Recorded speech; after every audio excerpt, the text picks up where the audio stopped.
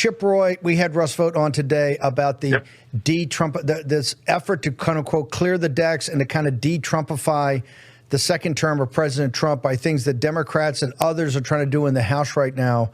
What are your thoughts? How do we make sure that President Trump can actually have a second term where his policies are absolutely implemented? Yeah, no, Russ is exactly right. In fact, I met with Russ for about an hour and a half this afternoon about this very topic. So what's being said around town, the usual suspects, the same people who just gave us this crap vote on FISA and the stuff on all the big spending bills and the foreign aid packages and all that without securing the border. Those same people are going to go around and say, well, Chip, we don't have the votes. We can't pass a continuing resolution into February or March. And by the way, we need to, quote, clear the decks for President Trump. Hold on a second.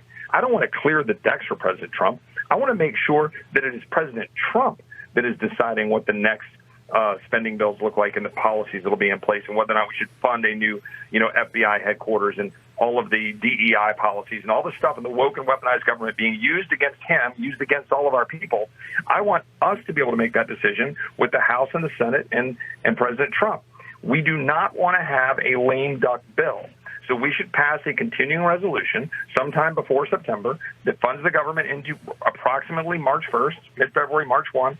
And normally, look, I want regular order. I'd like to go through appropriations bills, but I want to do that when I've got my team in place. And right now, that's not going to happen between now and September.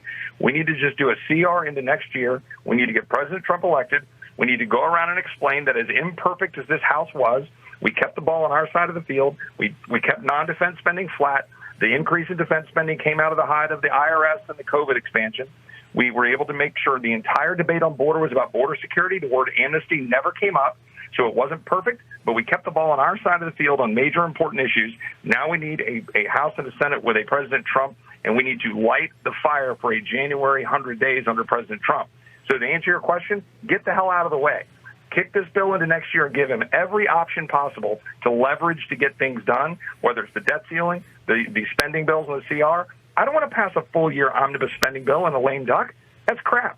I want to kick it into next year and give President Trump and Russ Vought and all the smart brains that would be in that White House the ability to shape it.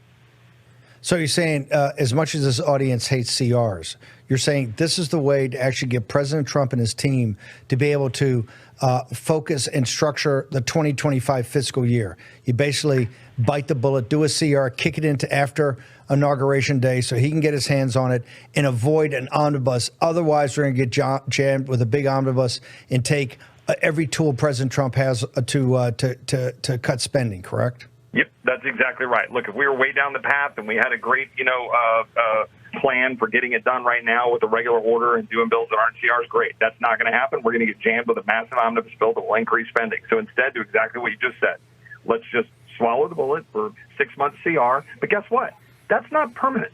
That just puts that spending into that year. Then we can do the work we need to do to decrease non-defense discretionary spending, check what we need to do, make sure defense is not woke, make sure that we're defunding all the woke and weaponized priorities, do our job, and then get busy doing what we need to do to secure the border and all the policies we need to put in place.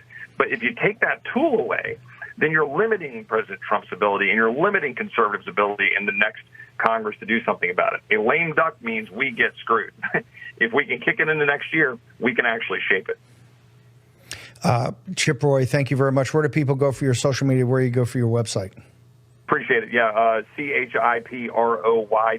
That's Chip Roy TX on Twitter, or Rep Chip Roy is my official account on Twitter. Or you can go to roy.house.gov to go see our official stuff. Thanks for what you're doing. Thanks for all the listeners out there. Look, we're still fighting. We're still swinging. I'm a little pissed about things like the foreign aid package, but we've got a lot of smart people up here moving things in the right direction. Right now, we just got to get President Trump elected and then hold Republicans' feet to the fire heading into January. Go out and vote in primaries. By the way, they matter.